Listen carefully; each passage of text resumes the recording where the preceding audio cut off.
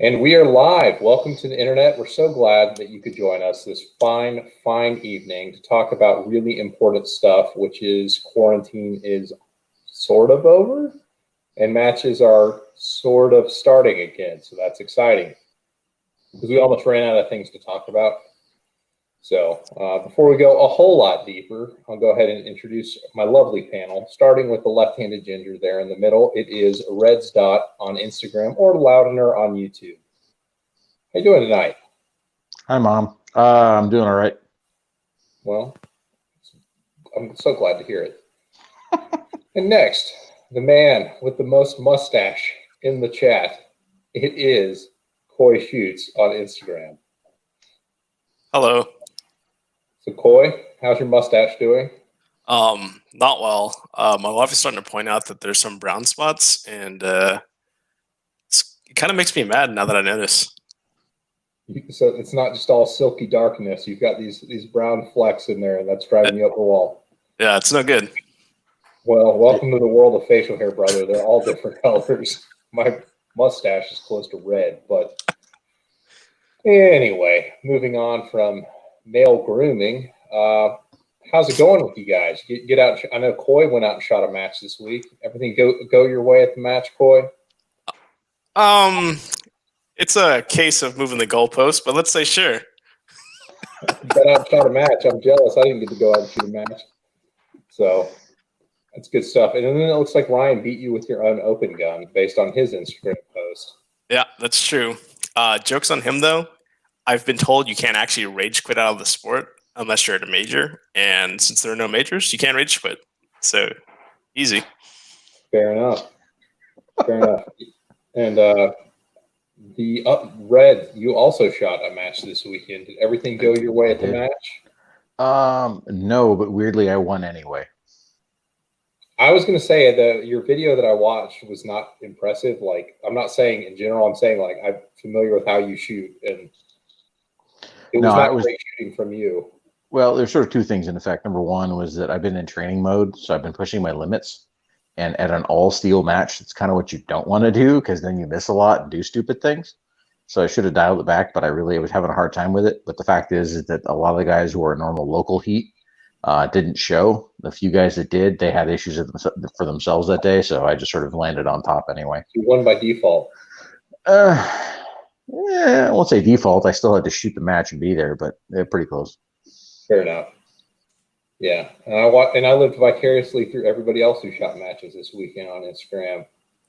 So that was sad. But how's training going? You guys still riding the Rona wave and like, I'm gonna dry fire so much, bro? Is that still you? I haven't seen nearly as many training posts from Coy, so he's probably not dry firing. Slacking. I am dry firing, but I have to tell you that I finally experienced my so I started dry firing a lot more. So since it's like semi-socially acceptable to go outside again, I'll probably shot, I don't know, like 1,500 rounds in a week, and I broke my open gun already. I mean, not permanently broken, and not really part of the gun itself, but like, yeah, one of the optic switches fell off my gun. Oh yeah, saw that. Yeah, saw that picture. And it was quality. The optic that did that, right? Yeah, that's right. It's quality right there. I'm just not convinced that 6 Hour has their act together to put out like a first gen product that's just jam up. But maybe it's just a fluke. To be fair, it still worked. I just had to turn it on and off by actually touching the circuit board. I mean, it's really low amperage and voltage. You're safe, man. I mean, worst thing, you get a little pinch. You can't electrocute yourself. Not at all. Going out to say hello to the folks in the chat. Got James Manning on. Manny Things. What's going on, guys? Fuss, Lisa Rodriguez, Dave, and Paul. Paul shot a 3-gun match in California. I didn't know that there were 3 guns in California, let alone enough to necessitate a whole match. But that's awesome that there is, and I hope that you guys get some legislation go your way sooner rather than later. I think they're on that. Can we talk politics? Is that allowed? I mean, I'll rein you in if you get off the rails. We'll leave it at that point. They've got this. They've got this like stop or something on their magazine sales, right? So everyone's getting in like on magazine sales again in California. This was like No, that was the ammo. is the ammo sales. ammo sales. Okay, whatever. There's something weird that they should be able to buy that they can somewhat buy again right this moment. Nope, it's already been injuncted against. My dad lives there. Again? Mm-hmm. Man, what a rough place. I can't wait for a Supreme Court case to finally work its way through with some of this California legislation for it to be deemed unconstitutional, and we can go on about our life rather than be like, hey guys, this is clearly unconstitutional. Can we just quit doing this? So that's unfortunate. But kind of the main topic on the evening, let's see, we got this one here. What chrono do you recommend, and how do you make sure it will pass the chrono at a major? Just because major matches is the topic for the evening, so just to touch on this before we kind of move into that. Coy, what chrono are you using? I've got Cronny? two. Yeah, a Cronny and what's the other cheap one? Caldwell, is that it? Yeah, Caldwell has one too. Yeah, they it literally doesn't matter. I know there are guys that will swear up and down that it does matter, that you can only get ones that are like IR only or not Vislight or use lab radars, whatever. Just buy the cheap one. It's completely fine. I have never been under, and if you don't want to be under, just take whatever power factor you're supposed to be at and shoot at least one standard deviation over the top. Like the math works in your favor. Yeah. So what he's meaning there is if you have a chrono, it'll tell you what your standard deviation is on your load. So once you know what your standard deviation on your load is, target that velocity for your regular velocity, and you won't go under. So it may be 15 to 20 foot per second over what your target is. But I mean, a good rule of thumb is go up by 5 power factor. As far as chronos are concerned, like the Cronny ones, I mean, they're kind of cheesy and they need some shade from the sun, but as long as you can baby them and massage them and get them that shade, they work fine. Same with Caldwell. I used to use a magneto speed that kind of attaches to the rail of your gun. It has this like lance that sticks out past it, looks like a bayonet or something. Those are fantastic just because you can use them at indoor ranges. They don't depend on light, and they work great. I mean, they're made for precision rifles. So those were great, but they're kind of expensive. And in majors recently, we've been seeing a lab radar show up, and hands down, lab radar is the nicest, but they're like $600-800. So you got to really want to know how fast those little suckers are going for that to start to make any sort of sense. But the cheap one's probably going to do most of what you need to do, especially if all you care about is making power factor in a major. The cheap one will let you do that. So just target 5 power factor or more. I tend to target about 7 or 8 power factor over my power factor floor. And I don't think I've ever chronoed less than like 128. So usually I'm at 133. Do you chrono your factory loads, Red? I don't have to worry about it. I mean, if I go to a major, I take the Syntec, and it doesn't matter if it doesn't make chrono, I still pass. You got the get out of jail free card. That's right. That is right. Big brain. Tim Herron got to shoot major with minor ammo at Nats last year. So there's definitely something going on with doing that, but you're certainly paying for it. All right. So kind of the theme for tonight, if I haven't talked about it enough, is I'm helping plan a major match. So I wanted to kind of open it up, not just to the panel, but everyone in chat as well, as far as the major matches and kind of what makes a major match special. And while we wait for chat to kind of throw out some questions, and before you guys jump in, why would you want to shoot a major match? So a major match in USPSA or IDPA is going to cost, 5 times as much as a regular local match is probably going to cost. And it's going to only have about twice as many stages and probably 2 to 3 times as many competitors. So if you're really interested in knowing how you stack up or potentially want to try and win some prizes, it's not a bad thing to go shoot a major because they will generally draw people from out of the area. So our match in kind of the Dallas area, it will likely pull people from Oklahoma, down in Houston. It'll pull guys up from Austin and kind of everywhere all over sort of central, east, and north Texas area. So it's more like a regional thing as opposed to where a club match is kind of more of a local thing. That's why they're called locals. So it's good to go get that experience. The stages are usually a little bit more polished and over the top with some unique shooting challenges that are kind of prohibitive to do in a typical club match. So it's not a bad thing to go and get that experience, because you can always walk back to your club, or if you're always crying about how far away the targets are and stuff like that, then you go to a major and see the types of shooting challenges that are there, and you realize, like, well, if I want to do well at a major, I got to learn how to do good at these. So let's open. I introduced Red first, so Coy, we'll open it up to you first. What makes the major special for you? Okay, so I like everything being a bit more orderly. So you know that I quasi match direct sometimes. More. We miss you. And then I started to do it for another club as well. But something I really appreciate is everything kind of as a shooter. I appreciate it as a shooter is you sign up, you go to check in.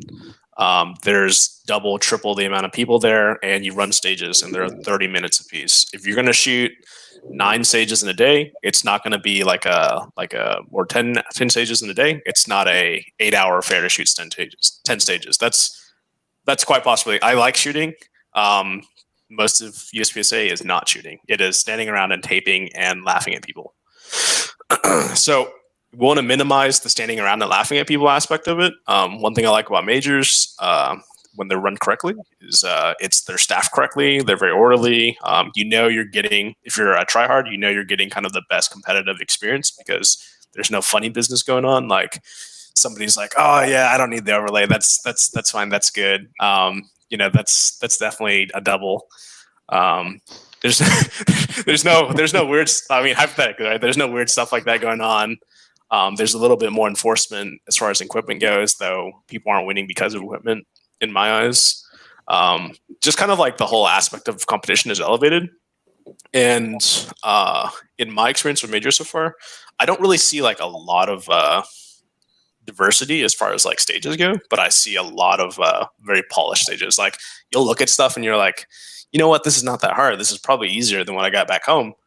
But what it means is you can cram 300 people through that stage without having to stop every 20 minutes to put a wrench on some steel or I don't know, or fix something, right? Literally anything can break, and literally anything will break. And you're not having to be like, well, I shot it this way and the swinger was like super fast, and then the squad behind me, they threw a wrench on the swinger and then it was super slow. That kind of stuff annoys the hell out of me. So you like the consistency, it sounds like. You like the purest form of competition with a level playing field, and you just get to show up and do what you're paid to do, which is shoot, which I can appreciate, being a volunteer and having to work at the match you're trying to put on. So being able to take off the match director-ish hat and just focus on you is a nice experience for sure. Red, what about you? What makes a major match special for you? I would say generally the challenges at those are more interesting, not necessarily more difficult. Some clubs I know, especially here in Central Texas, they put on some pretty difficult stages. They do things to challenge you, but kind of like Corey was saying, it's a little more polished. But the other thing too is that with majors, they tend to be more willing to build props for those. So you see stuff that you just generally won't see at a club match. So they'll do some interesting, weird stuff, like they'll put a bridge on there, or they've got some crazy, break the IR laser beam to activate MacGuffin B, that kind of thing. Those sorts of things do make the stages more interesting to shoot, which is always nice. Maybe not so necessarily carnival-like, but definitely more entertaining. So that's always a plus to me. I think the other piece of it is the competition level. I shoot with the same guys week in, week out, my local area. I see the same faces at every different match, and we all kind of run the circuit locally. But it's nice to see other faces you don't see as much, and then get to kind of pair skill against them. net effect of that is I've actually made some good friends and outside of my local area. So when I do go to majors, I see people that I generally only see at majors, who are, I would definitely call friends. I mean, they're great to see, great to hang out with, tell jokes, make fun of, because, that's part of the sport. Because they have long flowing locks and wear pink socks. Potentially. Some people will know who that is. He's rather impressive. But for me, major matches are kind of cool, especially when they're you got to travel a little bit to get to them, because it turns into kind of like a guy's weekend, as well as going and shooting a match, so doing something that you like. So the travel aspect is kind of cool. And getting to go to other clubs that aren't necessarily your club and see kind of because we're all kind of limited on what we can come up with. Like, once you kind of figure out what you like to do as a stage designer, like, it's very difficult to break out of, there could be a few forms that you end up doing. It's difficult to kind of spread your creative wings and do other stuff. So it's really cool to go to different parts of the country and see people do completely different things, all within the same rule set that you were kind of used to seeing from your local stages. So it's cool as from a variety standpoint, where you get to see styles of stages that you wouldn't necessarily see. And so I like that aspect. The other side of it is just kind of, it's a preparation challenge. So, like, how good are you at getting yourself, your gear, and kind of your physiological needs looked after, so you can put out the best match you can. Like, a great example of that is Double Tap that we shot last year in a monsoon. And, a lot of the field dropped out because it was a monsoon. And, yeah, Coy being one of those people. Red, you didn't really drop out, but kind of did. Hey, I hung out for the day, though. I didn't go anywhere. I was there the whole day. You did hang out. I was home before they resumed the match. Well, it was a decently fun match. So, hate that you missed it, Coy. We sure missed you. So I did get to talk trash to Ryan about it. He's like, "That's my plaque." It's like, no, it's not, because you refused to shoot in the mud. You know how to beat you. Oh, it was also his ride, so. Well, yeah, there's that as well. So that aspect of the major is kind of cool. The stages, it really depends on the club you're going to. Some clubs put on a safe match that they know is going to be a skills test, and is going to get some people, it's going to work. There aren't going to be any stoppages. Squads aren't going to get backed up, and it's going to work. And then some clubs do kick it up a notch and do some built props and things like that. On the IDPA side, I'd say that's probably more common than the USPSA side. I've not been to any USPSA majors where they had any props that you wouldn't typically see at a club match. It's usually more of the same. I've seen that. I've seen stuff like where they do, like, most clubs, I mean, maybe you guys are special, but most clubs I've been to don't drag out the wobbly, platform for you to shoot from in a irregular local match, or they won't do like a crazy activator sequence stage for the most part, because they're difficult to run consistently, and they take too much time to set up in the morning before you guys got to go shoot a match. But you'll typically see stuff like that at a major. So I'm getting feedback that my mic is muffled. Does that sound any better? You sound good. It's fine. Sound good. It's fine. All right. We're going to go forward with that. So that said, you pick your major matches, you kind of set up your whole year, and that's what's generally referred to as a competitive shooting season. So how do you guys, what is your process for selecting matches? Like, how do you pick which ones you're going to shoot and build your kind of little match calendar so you know what you're going to end up shooting? So what you do is you start in December of the previous year. You make lots of plans for all year long, and then a worldwide pandemic comes out of China, and then you hang at home for 2 months. Yeah, you're not wrong. It's going to be an abbreviated season this year for sure. But so all plagues, biblical plagues aside, in a typical year, what is your process for setting up your major season? I target kind of the big ones. So for me, at this point, I want to shoot nationals and not because I am going to win, but more because I just want to see like the nationals percentage turns out to be right. Am I Did you get 50, a slot for 60? nationals yet? Did I? Mhm. I don't know. I haven't talked to so I'm not getting slots because I'm a baller. I'm getting slots because I probably put in more slave hours on building building matches than other people. I haven't talked to any of the match directors because I'm fairly certain it's not going to happen. But maybe I'm wrong. Who knows? They've Anyways, issued slots, so they're definitely yeah, out there. yeah. But nationals being kind of one of those, and then I had 2 area matches for this year, and then I will kind of just pick a bunch of other random matches. I shot Henry's Cup, which was another level 3, which is fantastic because I can't remember. Not shooting that, given the situation we now find ourselves in. Right? It was like last year, honestly. But yeah, I'll find like kind of like top, I don't know, matches where the top guys are going to go, and I'll want to shoot those, and then everything else will kind of like build momentum into those. So if I shoot generically like, I don't know, 1,500, 2,000 rounds a month in a match with a major, it's going to be like crazy ramp up. And in months that I am not shooting majors, then I'll probably just shoot like a maintenance amount for practice and be normal dry firing. Okay, Red, what do you do? Excuse me, I have the wrong. No, I don't. 6 feet. Generally, I tend to pick matches that are relatively easy for me to get to. I also pick stuff that I know I can head out with my buddies, that kind of thing. For me, it's still largely social. I certainly want to get good. I'm not practicing for, not getting better, but my ultimate goal with getting better is I don't want to be national champ. Frankly, I don't even care about being area champ. I just want to be locally competitive, that kind of thing. So I don't worry so much about having to chase heat as much. So for me, it's more experiential.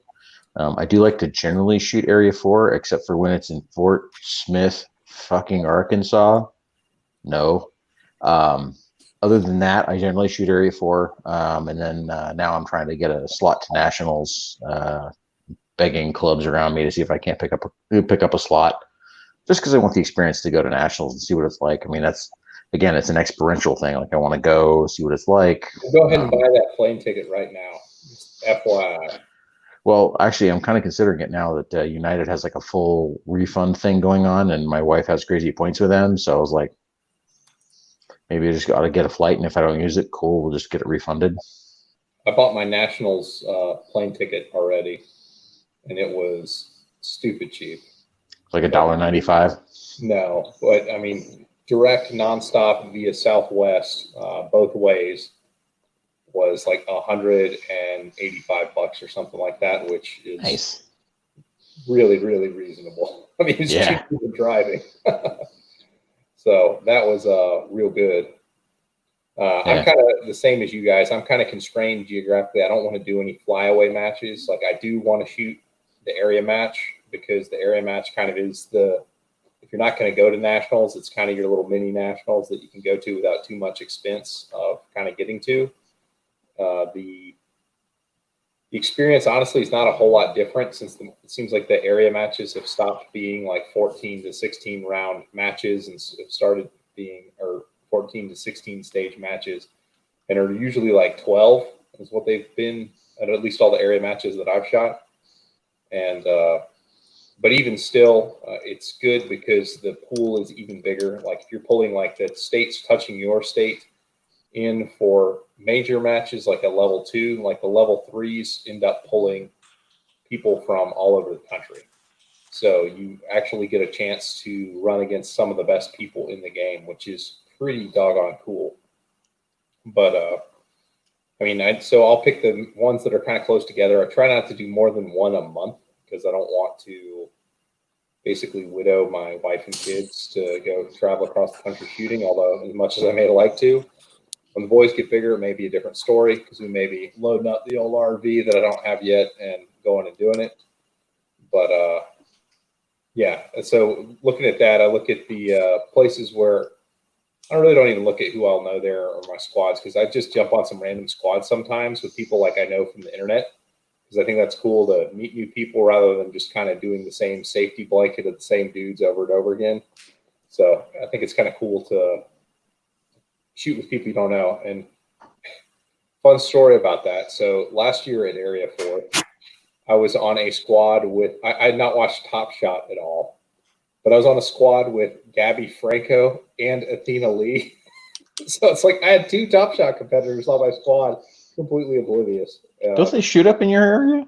Athena's down in Houston now. She Okay. She went to Houston when I came to Dallas, and Okay. Gabby just moved out of the DFW. So Gabby's cool. I've shot with her plenty of times. She's wonderful. But She's helped me out at a couple of matches. I've actually been walking stages the day before, and she was out, and we yacked stage planning and stuff like that. She's super cool. She is really cool. She said she didn't recognize me at the mustache this weekend. Okay. Is she still in town? Yeah. Oh, okay. I thought that they were not here anymore. But okay. Well, good deal. As far as actually gearing up your training, now that you've got your match calendar established, do you actually make any kind of training plans, or what do you do? I mean, how do you build a season with kind of a training plan in mind? So for me, Nationals is the last match I'm shooting, the last major I'm shooting this year, because it's in the middle of October. So what are you going to do to kind of tune up to shoot whatever the crowning achievement of your season is going to be? I mean, sometimes for me it's an area match, because those are usually in the fall as well. So it's kind of like college, right? Like you neglect studying all semester long, and then about the week beforehand, you head out to the range on a daily basis to shoot about 700 rounds a day, and then you fly out on Friday. And your gun breaks. And your gun breaks, exactly. That's how that works. No, I like what Red was saying earlier. I like to push stuff, and then I back off, coming closer to major matches. One thing I really like, it's a weird thing to say for someone who shoots so much, but I want to very intimately know what shooting a gun feels like. Like if you're not shooting a lot, that's not a feeling like you can really articulate or walk around and be like, yeah, you hold the gun exactly like this. And if you shoot one match a month, I promise you it's tough to know what that feeling feels like. If you're shooting on a weekly basis, maybe it's possible. A lot of the guys that are doing really well nationally, I'm fairly certain they're shooting more than twice a week, right? There's no way. They really know what shooting a gun feels like. It's super important. Yeah, it's good to mute yourself. That's what a corgi sounds like. If you guys didn't know, that's the corgi barking. 3 of them barking at the same time. And I agree. When I'm getting ready for matches and things like that, I will go to the range, at least 2 times a week, if not 3 or 4 times a week, if I can swing it with my schedule, to know when I show up to the range, what I'm capable of doing with the gun in my hand. And it feels so familiar, to your point, that it feels easier to kind of make things happen. You're not the kind of shreds of doubt of what you can do. You know what you're capable of doing, so you're less likely to get out over your skis and bite on something that you can't really do. But I mean, for me, what I'm thinking this year, and I'll get to you after this, Red, is I'm going to be coming up, I guess, starting after probably beginning of June. I'm going to start going minimum 2 times a week, trying to up my round count burn a bit leading up to my first major, which is it's in June, I guess. And kind of get that going. I'm starting to do the train up now, but with the way things are and schedules being what they are, it's not been exactly easy for me to just drive everything, go to the range. And hopefully now that the quarantine's starting to end, I can command my schedule a bit better. But I've studied kind of how I've been shooting, so I've been looking at what I want to do as far as my lowest hanging fruit, if you will, and how I want to tackle getting better at those. So for me, it's going to be movement and transitions. So I've kind of right now I'm in a transition module, just pushing transitions hard, both in dry fire and live fire. And regardless of what you're trying to accomplish, I think there's big dividends to be paid when you can actually dry fire a couple days, go to the range, then come back with the feedback from the range, and then try and do those same drills, knowing what it needs to feel like in your hand to sort of make it happen, and do it that way. So I'm going to try and set up those types of modules like every other day, every 2-3 days, get to the range and make some noise. So, and then I've got kind of a mid-season break in August. So that's good. And so I'll have feedback from my major matches. I'll be able to reflect kind of mid-season on what's been working, what's not been working, and hopefully make some tweaks and changes to my training. So going into, it would be area 4 at that point, going into the area 4 match, coming in trained up and ready to crush, hopefully. And then from there, it's North Texas Open, which is possibly the most important match in the country. And then Nationals after that a couple weeks later. So, Red, talk to us, buddy. What's your approach? Yeah, I mean, on a base level, generally, it's, weirdly, I am that kid that would wait till like the last minute to study. I was always that guy. But honestly, with this stuff, what I do is I get way out and ahead of it, and what I set a schedule. So I try to make sure stuff's regular. I know I'm dry firing these 5 days, and then I'll plan out like a month schedule. So like I know that like I want to shoot this match, it's the first Saturday. I want to shoot this match, which is second Saturday, and this match, which is like fourth Sunday. And then the rest of those weekend days I schedule for range time, and I try to like get a schedule so I'm doing stuff regularly, and I have basically a plan, and that's easy for me to follow and work through. We can't quite see the corgi. I can only see the paw. I can see the shadow of the corgi. Yeah. It's quality content right here, guys. Oh, there we go. Oh yeah. We have full Corgo. Oh, much better. Corey, you look so much better now. It's better than the mustache for sure. Before we were interrupted, continue. Anyway, so yeah, I generally tend to have a consistent training schedule. That's the biggest thing that works well for me. But beyond that, if I'm gearing up for a major, generally I tend to about a month out look at the few things that I know that I'm very, very weak in. And those will be my primary focus for training. And the first couple weeks, I will work for pushing those things.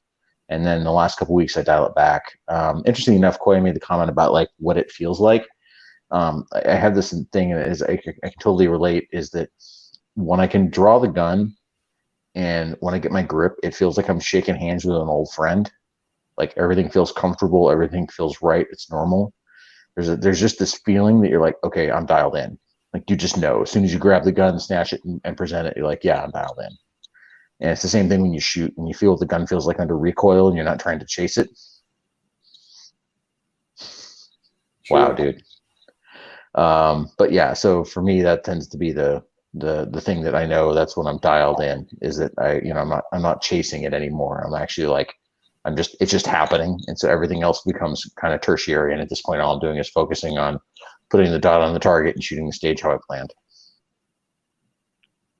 Well, that's certainly the goal, is to take kind of the conscious mind out of it, if you will. And it all sounds like we're dancing the same sheet of music there. So I'm trying to pull up. I had other, let's see. Now, as far as there's a question in the chat, and this kind of brings up some stage design questions. So thoughts on sequencing of stage lengths and matches, short followed by medium, by long stage, etc. So match flow is what he's kind of speaking to. And this is something that you can try and master. Like you can really try and be like, this makes sense, and this is why it's going to make sense, and all this kind of stuff. And then the wheels come off and it doesn't go that way at all. So I've kind of quit trying too hard at it, other than making sure that like you're not going from a 32 round field course to a like a short course, like an 8-shot stage, and then rolling on to like a 16-shot stage, and then third, like just trying to prevent bottlenecks. So I mean, it is something that is considered, but beyond just general round counts and how big the bays are. Because if a bay is significantly deeper and there's very long range shooting, that one's going to take a lot longer to reset. The other piece is there's always that one stage where you have to walk all the way across the range to kind of recycle on. And so that's a good one to look out for. So that's at least how we've been planning sort of our local matches and what we're doing with the major. But you guys, what are your thoughts on match flow? So it's got to be all 30 to 32 rounds, 4 targets. Definitely, if you can have them segmented in ports only, that's kind of the best of all worlds. Oh, absolutely. You can use your fault lines that way. And any match that isn't that format is just a low quality match. I mean, I think we can all agree. I want to be as much like shooting in the indoor range as possible. I just want to stay in my lane and punch paper and then sidestep and punch paper down a different lane. That's really the way. That's what we need to get for. So when you do your match directing, do you give considerations to match flow, Coy? Yeah, for sure. I like variety, but what I mean by variety is not just like, okay, well, we've got a long course and then we've got a short course. No, that's not variety. It's like kind of the presentation of what's what as well. So there are times when 4-4-4-4 can be interesting. Those times are very rare. But as long as like it's kind of like mixed in, I don't know, some technical shooting, and it depends on what you consider to be technical, right? Like if you're like a lower classman, then maybe some really easy stuff is hard. But if you're a masochist, like most of us are, then we really need those like 2-inch A-zone partials at like 25 yards to feel happy with ourselves. And anything less than that is really not going to do it anymore. But I kind of like kind of the mixture of stuff in between there. I'm going to say I don't like memory stages, but I feel okay if they show up. Sometimes like you have like activators, like sequencing stages. You might have some hosey stuff. You might have some prop stuff. I don't really care too much for prop things, but it can be fun, right? Like everyone's seen on Instagram at some area matches where they get like pool noodles and the RO whacks you, and then like you go carry a drill rifle and you go plug a bunch of holes and it, reveals targets and stuff like that. Like it's. I mean, it can be cool. But I generally like just like more different things. I wouldn't go as far as to say I want to see like off the wall stuff. Like, I don't know how many times like I've seen this, and I'm really jealous that I didn't get to shoot it myself. But I've seen it at major matches where like they put people on carts, and the cart, like you're literally shooting a stage on rails. Like, there's probably a number of times before that's no longer relevant. You know what I mean? I've actually shot stages like that up north at Crescent. I've shot a few majors up there. They've got one of those up there. I want to do it once. Yeah, I do too, because I'm kind of torn because, I mean, you touched on a couple things there, Coy. You're talking about kind of the curating a match as far as the shooting challenges that are presented, as well as kind of the novelty of all the stages. And that was going to be kind of where we led to next. Like, how novel is too novel? Like, when does it stop being interesting and start being a carnival stage? Like, this is dumb. And because, I mean, while it'd be really cool to ride in a mine cart and shoot targets or on a zip line like they did at Extreme GM last year, I don't know that that's the best way to determine who the best shooter is. And so how novel is too novel as far as all that's concerned? I mean, when do you start to kind of throw the flag and say, hey, this is dumb. I came here to shoot. That's like an age-old question, right? There used to be what's the thing that people used to put up? Like there's some like older stuff, like you don't really see too many Cooper tunnels. So Cooper tunnels is they'll put a bunch of sticks and you gotta like walk and shoot under them typically in a stage, for anyone that doesn't know what that is. And then there's this other thing, like in old USPSA, people had to like climb things, right? Like what is that called? Rhodesian wall. Rhodesian wall, yeah. No, Rhodesian wall is when you basically have to hang off a rope to shoot around the side of the wall. So I still think those are cool. That's something they should stick in stages. It basically requires you to shoot, either strong hand or weak hand, depending on which side you're leaning off the wall with a rope. But you know, Yeah, I think I can't remember where I saw it last, but there was something about like PCC practical the yeah, practical aspects of shooting, and I'll say like USPSA has probably trended more towards the shooting performance aspect of it and less of the generic practical aspect of it, right? Like there's no moving around stuff. Like that's not a thing, right? You could be a totally slow guy and do pretty well, right? Or not a very good climber, or not a very good hanging off of stuff, or squat and roll low, and probably still do pretty okay. Where do you draw the line on too novel, Red? I think if like there's a couple of things. Like if it ends up being kind of random, like if there's any effect there that it's like for one person it's going to be this way, another person's going to be this way. Like that's an immediate, King's X, don't do it. I have seen the pool noodle thing. That was just dumb. I was not enthralled when I watched those videos. But I've seen other stuff where it's like, there's like an interesting thing, like there's a bridge or a partial wall you have to come up, and so you're going to be. They do like those the fake roofs. They're not really climbing up on a roof, but it's like that, and so you have to shoot over the top of it. And I've seen stuff like that, and I think that's interesting.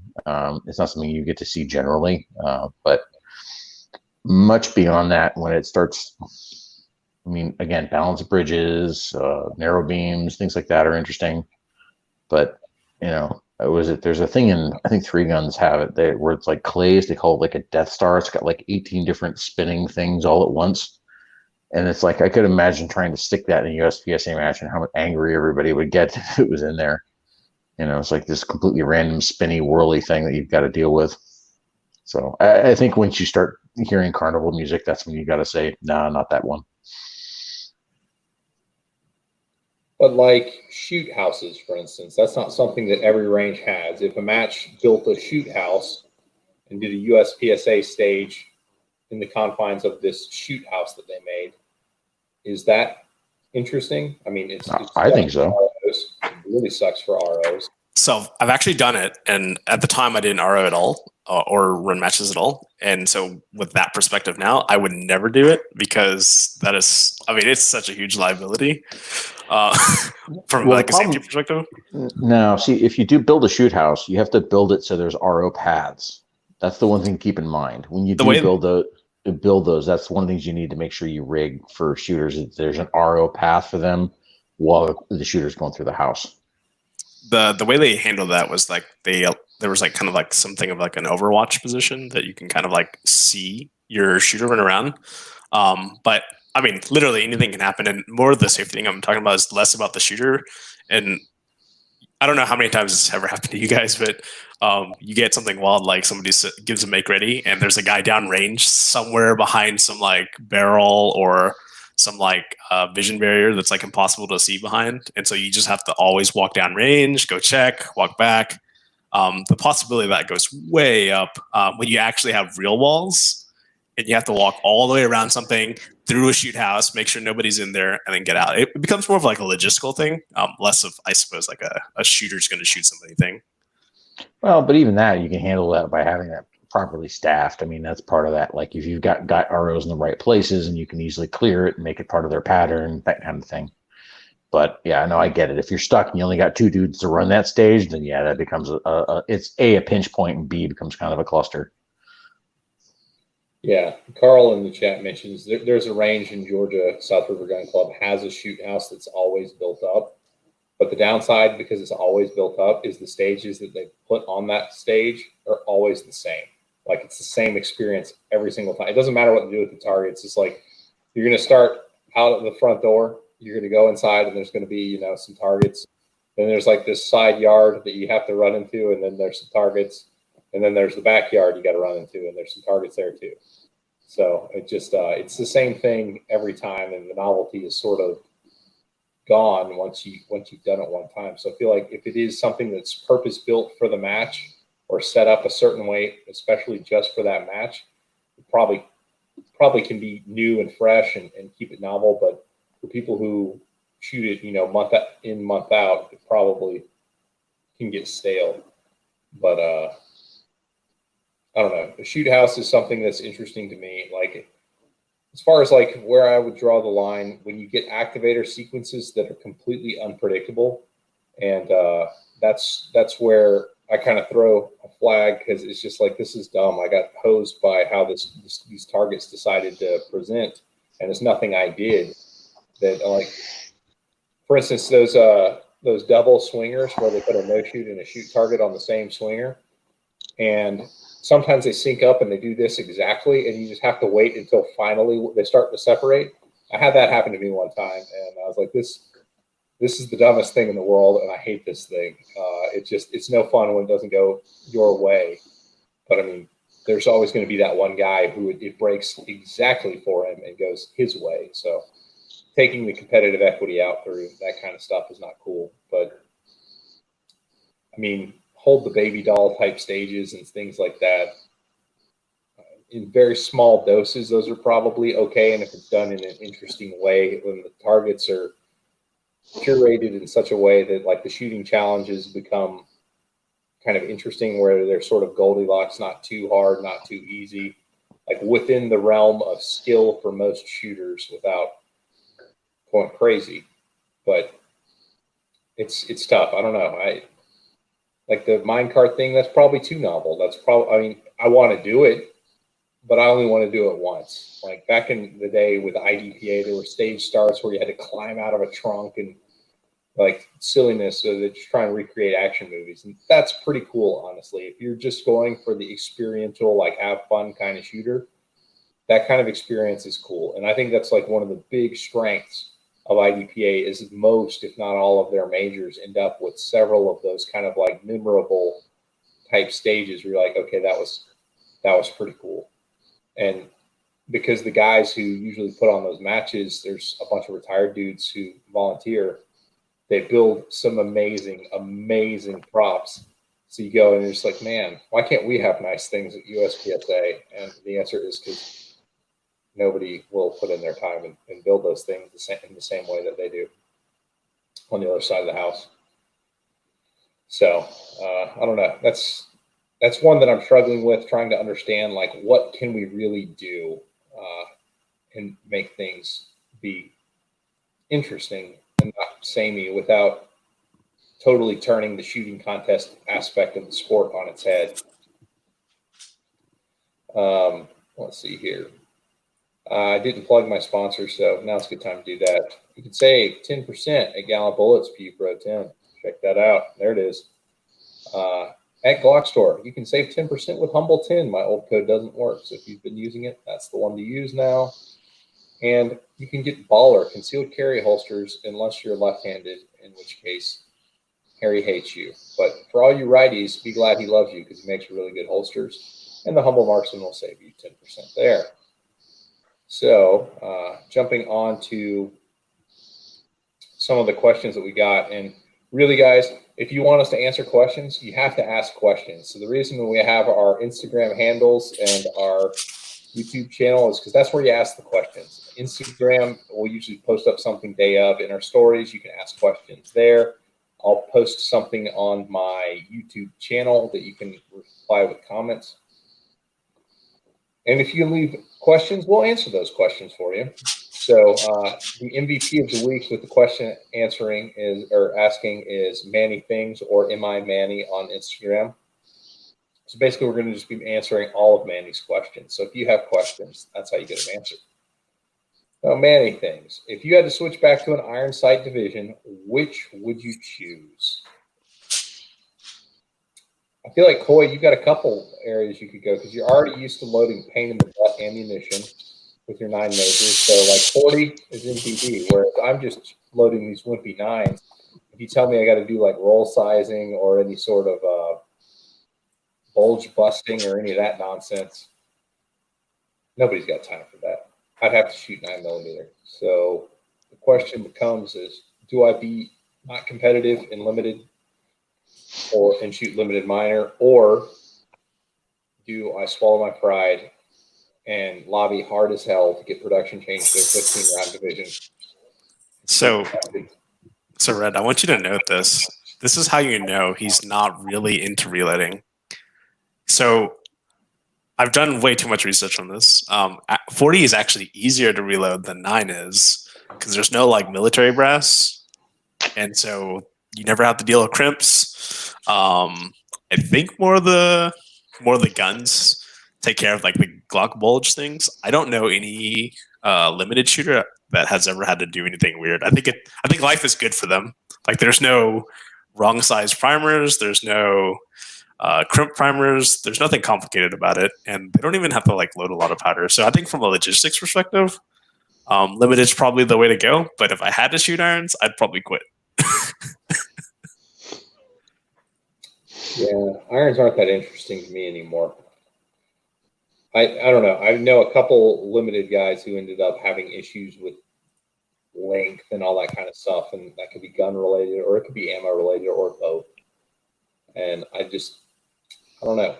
I don't like low cap, so I feel like I have to shoot high cap. So I guess that makes the answer clear for me as I just deal with the fact that I'm loading 40 and I have to buy a whole sea of 40 brass, which is becoming rarer and rarer.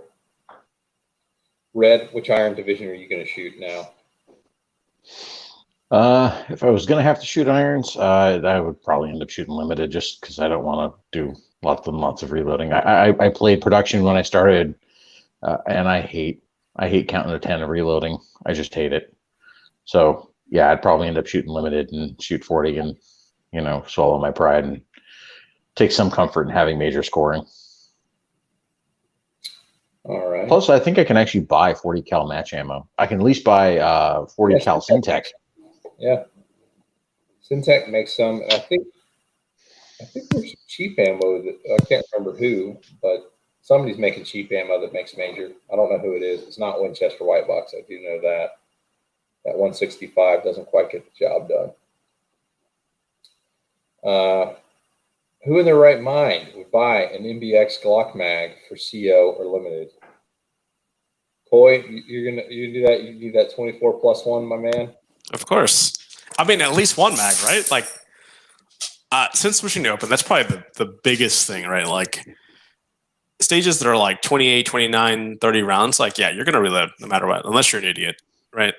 But in open, but like right in the 24, 25 space, there are times when the stage is like 20 rounds, you're like, you know what?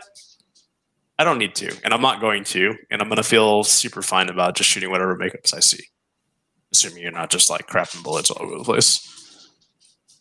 That's been like the biggest changeover. So when stages are like 25, 26 rounds for open now, it's like, no, I'm not going to reload. I've got 30. That's plenty. I feel like there's enough scenarios where if you had 22, you'd be like, no, I'm going to reload or I'm going to be extra careful. But I don't like being extra careful. So I think the extra 2 rounds, 3 rounds, whatever it is, could actually be useful. And little known fact, there's a way to smash your rounds into an MBX mag that gets you +1 capacity over what they state. It's really interesting stuff. That's when you take the up Lula and just jam it down on it, starting with Red, what about you? You ever see yourself buying a $130 Glock mag? Hell no. Oh, come on. No. Like Here's the deal. So when I was bouncing between divisions, between guns, like sometimes I ran into stuff in CO where it was like, well, you're only gonna get 21 rounds in this. And at the time when I was running the Glock, I was running the Terran pads, my edge of the precious pads, and then I could get 23 in those, and I could top off and go to 24. And honestly, that made a difference in some stages. Like there were some stages you could dodge or reload that way. And I was totally down for that. But honestly, after a while, I started to realize that once you're past about 19, 20 rounds, like you have the option to reload where you want. And I don't think it really matters. I can see guys like there's a guy here who shoots in Central Texas. He's a pretty high end, but he shoots CO. He used to shoot open. And he was always around 20, 21 rounds, and it didn't matter. He'd whoop everybody's butt. It wasn't like the extra rounds suddenly made his stages better. So spending $130 to get a couple extra rounds just seems insane to me, especially when I'm going to question reliability. And plus I got to switch out to like a metal, mag release, and I got to do all this. Like, it's not just buying the mags. There's a whole bunch of stuff you got to change. So, nah. I mean, my 23+1 mags aren't always 23+1. I found out this winter. None of them would shoot 23+1 at a certain match. I was like, this is nonsense, because I tried to do 23+1, and in 40-degree weather, it just didn't have the slide velocity to make it happen. So I do kind of have pause about trying to go big on those. But I mean, there are probably some stages every once in a while where it'd be a benefit to have. It's just, I'll just figure out how to reload and make it happen. I'm not too worried about it. Moving on, Aaron in Texas is a leftover from last week. What are your goals and motivations in the sport? I'm just going to throw that out there. Whoever wants to pick it up can. I'll jump in. I sort of talked about it earlier. My motivation is that when you shoot a competitive sport, it's not fun to suck. Like, I don't know, everybody goes out and like, I'm completely terrible at this, but I had a great time. Like, nobody really feels that way. Everybody wants to get better. But for me, my goal is actually just be competitive, like locally competitive. Like, I want to be that guy. Like, if somebody sees me at a local match, like, oh yeah, watch out for that guy. He's pretty good. To me, that's going to be a mid-high master class for the kind of heat I have around here. We've got GMs in the club. I'm never going to beat those guys. Like, and I'm fine with that. I'm never going to be an area champion. I don't want to be. That's a lot more work than I want to put in. So I was pretty tame about my end goal where I want to be. So I'm just going to get to kind of push to get to that point. And after that, it's going to be maintain, shoot, and have a good time, enjoy the sport. Because for me, that's the bigger part of it. It's not some crazy goal that I'm going to be some crazy superstar, because I know I won't be. I'm 40 years old. I'm fat, and it's too late for me to get good at this sport now. It's funny to me to hear you say too late to get good at this sport, because the definition of what good is, just like the goalposts keep moving. Like, wherever you are, you're still not good. Like, that guy who's beating you, he's good. Got to catch him. So, I mean, you won an IDPA match, high overall, most accurate, and fastest raw time. Like, that's pretty good. He's like, yeah, but I don't care. Like, you were a god amongst those 112 people or whatever it was there for a day. Yeah, but but bro, it was IDPA. It was the Lord IDPA. of Fishing Vests. Yeah, I mean, like the Lord of the Fly Fishing Vest. Let's just say, there's another term I could use, which is offensive. So I'll just say I was a big fish in a rather small pond. We'll leave it at that. That really came down to there was the one guy that I did beat who was in my division. He's actually he's an M. I think he's an M in CO and he's an M in limited. And he's a strong M in limited. His only problem, the only reason he didn't beat me, was that he shot it like it was a USPSA match. So he dropped too many points. His raw time was like 10 seconds faster than me. Oh, I thought you had raw time too. No. He shot like a 119 raw. I shot like a 128 or something like that. But he had like 23 points down. I had 8. There it is. How about you, Coy? What is your goal and motivation for playing the game? I really want to impress women. I also that's what I would also like to make lots of money, specifically from major firearms companies that are looking to offer sponsorships. What else? You cashing them checks, man. Exactly. What else am I forgetting here? I would like the admiration of all of my peers, and just get a Rudy sponsorship. You're good to go, bro. Yeah, buy your own glasses with this. Fame, women, money. I mean, my assumption is you make GM and open, then basically you just have an umbrella girl follow you around during the match, give you water, do your pasting for you. I figure that's what happens, right? You just get one of those. All right. Here's what's going on. I'm going to slip you 20, and we're going to put on all 18 and 19 series classifiers for the next 20 matches. It's going to happen, guys. I need to shoot those 18 and 19 series classifiers for sure. But for me, as far as my motivations and goals, and it didn't start this way. Like, it started because it seemed like a fun thing to do. I wanted to have fun. So I went out and did it. And then I started wanting to beat people. I wanted to like stroke my ego with how good I was in the game. And then it's moved on from there. And at this point, it's not, for me, it's not necessarily wanting to beat people, but it's wanting the challenge of trying to master something, because there are no perfect scores. Like you can't shoot it perfectly, but there are some things you can do that maybe other people can't, and there's some things other people do that you can't do, and just trying to be able to sort of figure it out, because I feel like Google has sort of ruined the kind of wondering and figuring out thing. Like, because you get curious about anything, you have the entire world's knowledge in your pocket.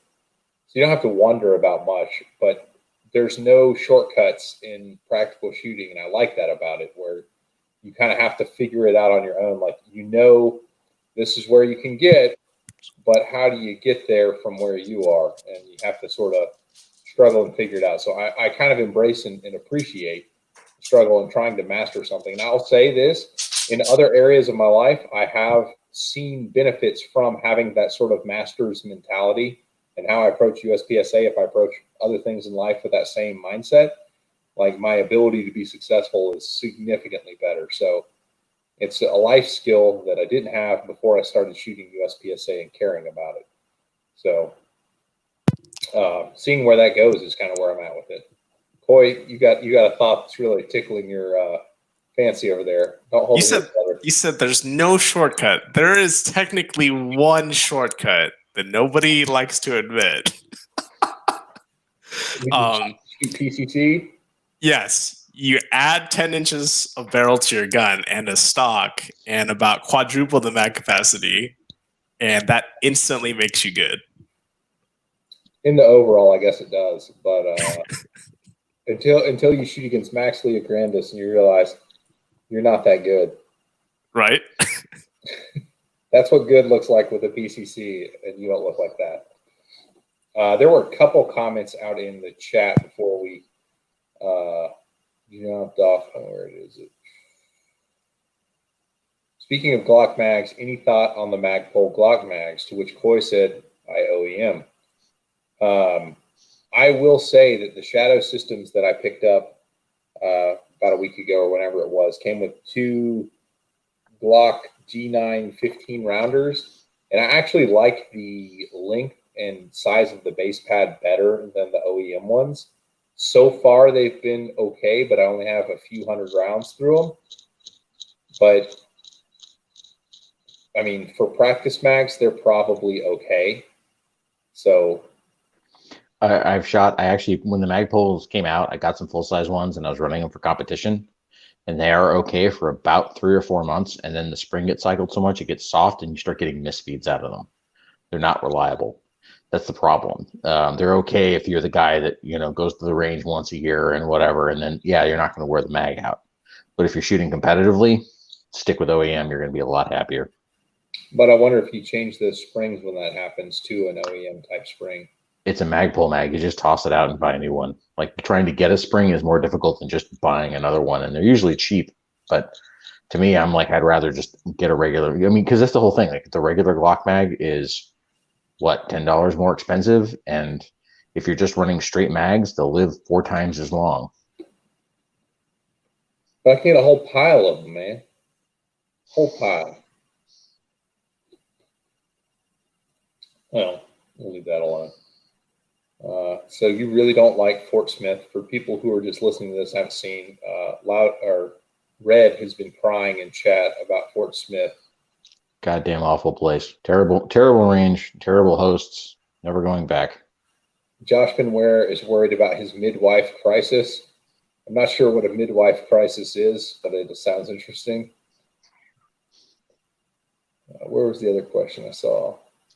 Got some Carol Baskin comments in chat. Way to go, guys.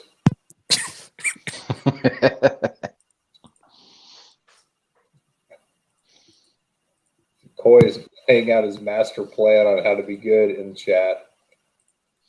MasterCard. There we go. There we go. Just like the underwear analogy, you have it covered. I thought there was another question I wanted to answer in here. Here it is. This is the one. We'll end it on this one, guys. I see lots of Glock 17s and 19s. I'm curious why there aren't more G45s. I'm Because they're assuming dumb. on the competitive shooting scene, I don't see a reason to take the slide any shorter than a 17 for what we do with USPSA. I don't see what that gets you that a 17 slide doesn't do a little bit better. You guys obviously aren't going to disagree, provide any color commentary at all. I honestly, I still don't like the G19X, the G4 or the G45. I don't understand why those ever got made, and people swear up and down they're wonderful. And I know Glock sells a ton of them, and good on them for selling them, but I don't get it. Are we allowed to dog on Gucci Glocks in here? Hell yes. Is that a Go thing? for it, brother. I think that's just like I don't even know if it's like a Timmy thing, but people that want to throw comps on their like 19 length slides, and it fit into like a 17 or 34 length like profile, like it doesn't make sense for competitive, which is why we never see it. Like that's not a thing, right? To throw a compensator on a Glock 19 length gun. No, not at all. Yeah, I'm not real sure. I mean, I guess I kind of understand it with the shorter slide. I don't know. There's not as much slide mass, so maybe it's not hitting. Some people really like the way those guns cycle. I don't know. They cycle like a Glock 19. I mean, that's the whole thing. Like it's no different. It's like, cool, I got a little more grip length and 2 extra rounds.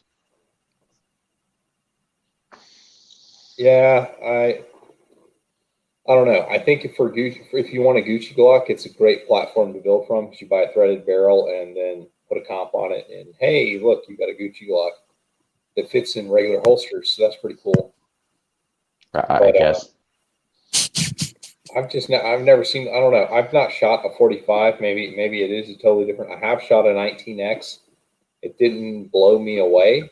They're the same, 45. right? They just have one has the cutout, one doesn't, right? Well, the 19 has a thing where they have to have the specialty mag. Like only 19 mags work in 19s.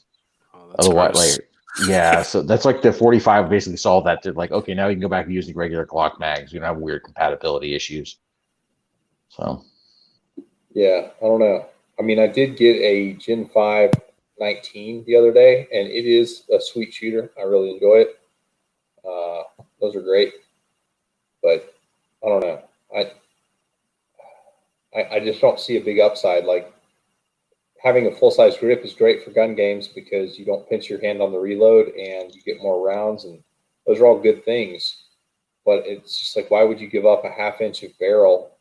And what is that getting you in these games? Because, I mean, you have more options for guide rods. You've got more ability to make the gun run how you want it to with the full length slide. And I honestly think it's like I've gone back and forth on this, and I'll say with authority, I prefer 17 length slides to 34s now.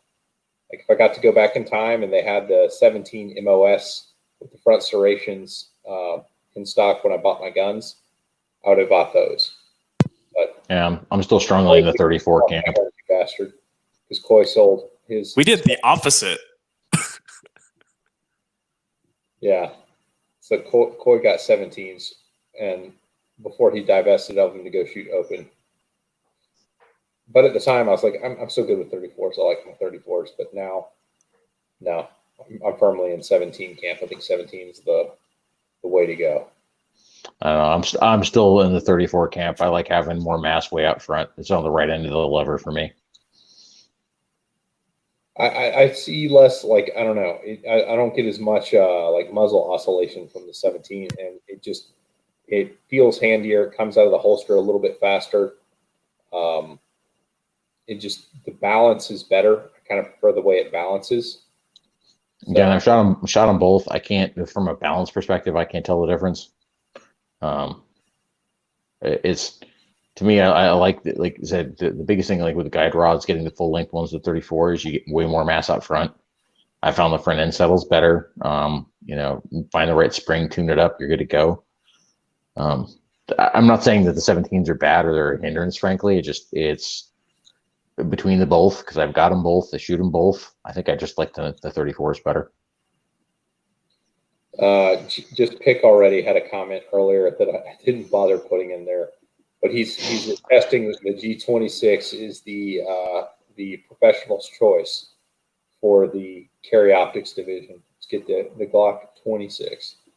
So I'll leave you to that one, brother. I'm not gonna fight you for that one. Let's see, anything else creeping in the chat? You guys have been keeping up with it. What is this, Koi? Oh yeah, honestly, one of the things I'm considering is buying a thug plug, and actually, since it's made out of like a relatively soft brass, like actually like milling that back section out to see if I can get a back strap on it. I know I'm going to lose some weight, but might be worth it. Yeah, somebody was asking if thug plug worked with back straps. I think anything can work if you're willing to go there. I trimmed some back straps and tried it with it, but like when I was really warm, like when I was cold, it wasn't an issue. But as I got warmed up and my grip was like really locked in, I could feel start getting sliding. Yeah, start sliding and popping off. Yeah. Yeah. Well, I was thinking about going the other way and just milling like a little ledge out of the back of the thug plug itself, so that the little hooks in the back strap will just sit. Might work. Yeah, I think it would be awesome if they changed their design to do that. It'd be awesome if they made it out of tungsten. It'd be even more awesome. That's expensive to machine that way. No, that's true. But I'm hopefully going to drop my video on building a heavyweight Glock this week. So the summary, now you don't have to watch it, is that on the long distance shooting, the heavier gun behaves better because it settles in faster and it's easier to hold still. So for heavy guns shooting and for like fast double taps at 10 yards, the most balanced gun where the muzzle weight and the grip of the gun are in balance hold the tightest grooves. So the stainless steel guide rod, which weighs about the same as OEM, without any other weight adding stuff, held tighter grooves than just using the big old heavy guide rods. But when I use the big old heavy guide rods and the weight adding in the grip, the group shrunk back down again. And it felt way better when the gun was heavier and it was balanced that way, because the thug plug does balance out your tungsten guide rod quite nicely. So you can be like me and just grip the gun harder and forget about it. I'm not left-handed, man. I can't make that happen, unfortunately. By the way, you can check out my Instagram. I posted this picture of my gun under recoil at that steel match I shot, and half the comments and like private messages I'm getting are like, "You have really big hands, dude." I'm like, I know. So you can actually see my mutant big hands on a Glock 34. What are people saying about big hands again? Big gloves. Yeah.